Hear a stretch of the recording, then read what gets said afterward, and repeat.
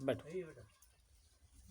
दया मौत जब होती है मालिक की तो कुछ न कुछ ऐसी बात निकाल कर देते हैं जिससे जीव के मन में श्रद्धा विश्वास और प्रेम के साथ साथ कुछ ऐसी चीज पैदा हो कि हमें इस रास्ते पर, इस मत में मजबूती से खड़े हो जाना चाहिए। अब जब ऐसी चीज निकाल के देते हैं तो कुछ न कुछ तो बताएंगे। तो हुजूर महाराज की मौज हुई और उन्होंने सुनाया, एक बार एक व्यापारी तेजी घोड़े को लेकर आया। घोड़े का नाम तेजी इसलिए क्योंकि सबसे अच्छी नस्ल का घोड़ा तो लेकर आया व्यापारी। बहुत घोड़े थे लेकिन जो भी आए वो उस घोड़े को पकड़े और ये कहे, हुजूर ये अच्छी नस्ल का घोड़ा है, इससे अच्छी नस्ल घोड़ों की होती ही नहीं है, इसलिए इसे तेजी घोड़ा कहते हैं। हुजूर महाराज ने कहा, देखो जो जितना जिम्मेदार होता है उस पर उतना ही ज्यादा भार होता है।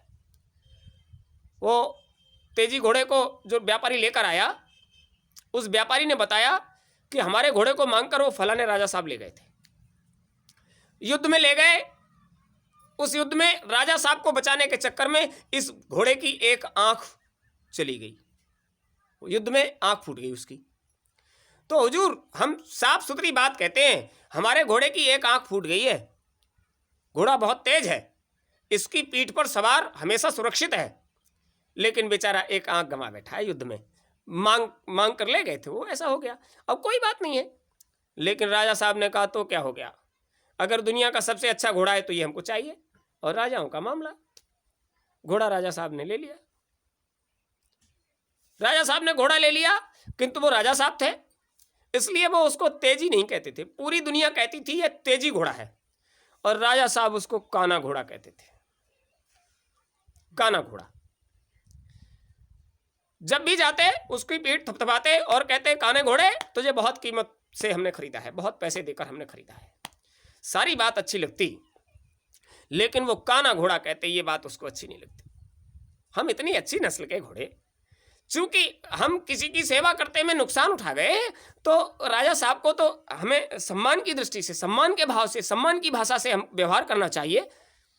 अब 1 2 10 की बात हो तो पूरे अस्तबल में उसको इस तरह से पुकारा जाए, यानी पूरी जात बिरादरी में कोई अगर असम्मान की दृष्टि से, असम्मान के भाव से बात करे तो खराब लगता है। घोड़े को बहुत खराब लगता था।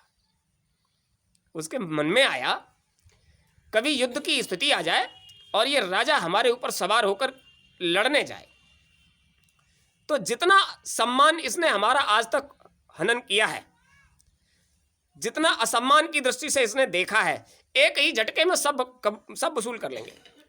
दुश्मन के आगे ले जाकर इसको फंसा देंगे, जो फिर से दुनिया में हमें कोई काना घोड़ा कहने की हिम्मत नहीं जुटाई।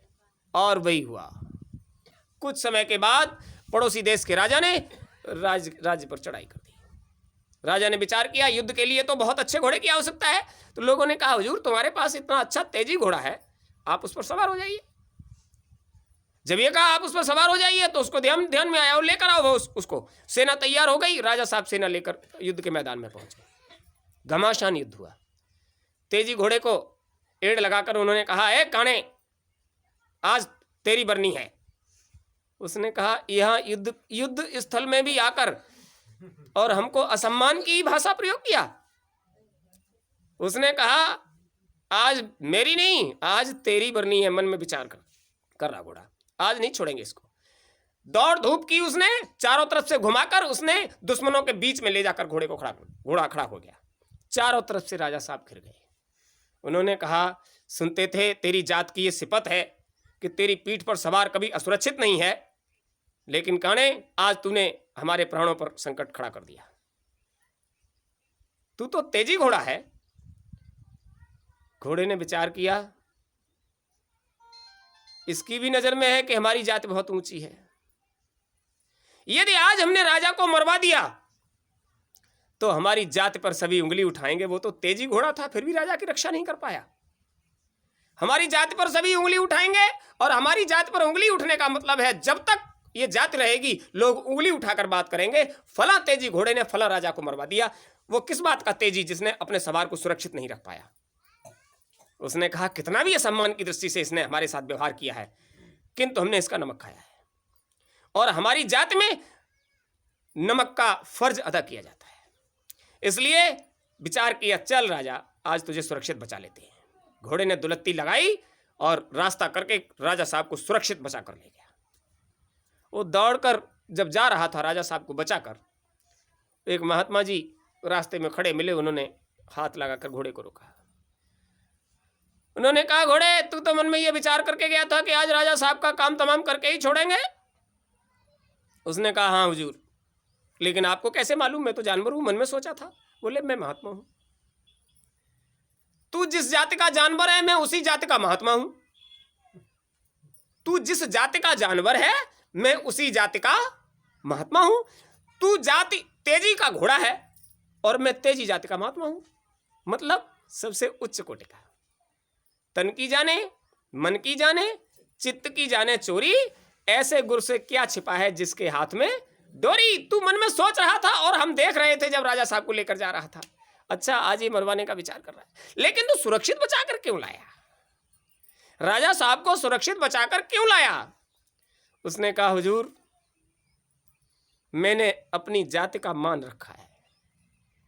मेरी जाति का मान बना रहे, मेरी जाति पर कोई उंगली न उठाए, इसलिए सारे अपमान सहकर मैंने राजा साहब की रक्षा की है।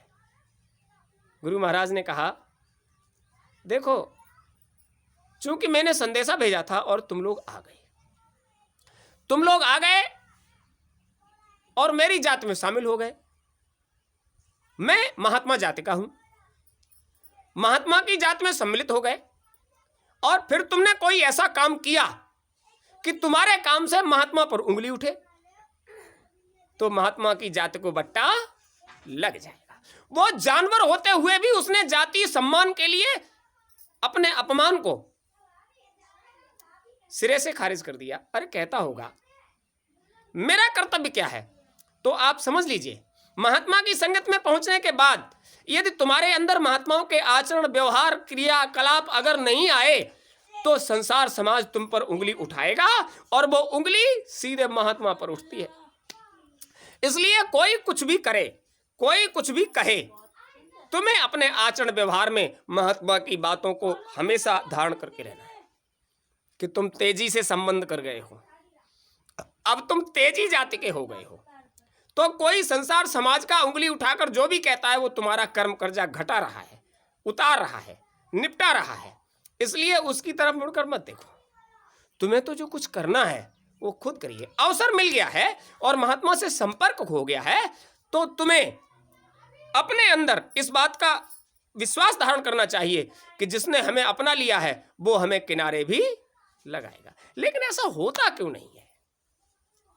महात्माओं से संपर्क कर गए, बड़े बड़े पुराने प्रेमियों से हम मिले, आचरण व्यवहार में जब उनके आए तो हमें लगा कि कपड़े पहन लेने से, दाढ़ी बाल रखा लेने से, तिलक तांबूल कर लेने से, वेशभूषा बना लेने से अगर महात्मा हो जाते तो फिर सभी अपने अपने घर चले गए होते।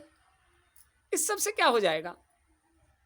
महात्माओं की भाषा में कहते हैं, मन ना रंगाए, रंगाए जोगी कपड़ा। अरे कपड़ा रंग लेने से क्या हो जाएगा? अगर आपका मन नहीं रंगा तो कपड़ा रंगने से कुछ भी होने वाला नहीं है। मन रंग जाना चाहिए और मन जब रंग जाता है तो फिर संसार का ज्यादा प्रभाव पड़ने वाला, संसार में रहोगे थोड़ा बहुत प्रभाव पड़ेगा, लेकिन महात्मा की बात जब तुम्हारे जहन में उतरेगी, अरे गुरु महाराज ऐसे कहते थे, सब ठीक हो जाए, तो हो जाएगा। लेकिन होता क्या है, हमारा खान पान जो है, हमारा आचरण व्यवहार जो है, वो हमें उस दलदल से निकलने ही नहीं देता। गुरु महाराज ने कहा, देखो संसार में रहते हो, आशा सभी बांधते हैं, संसार में रहते हो तो संसार की आशा बांधते हैं, लेकिन संसार के साथ साथ तुम्हें यह भी आशा मन, बुद्धि, चित्त और अहंकार में बांध लेनी चाहिए कि यहां कोई किसी का नहीं है और कोई यहां से कुछ भी ले जा नहीं सकता। तो हमें अपने घर जाने के लिए क्या करना चाहिए? मतलब अपने घर की जब आशा बांधोगे, गुरु महाराज से जब प्रेम, श्रद्धा और विश्वास से जुड़ोगे,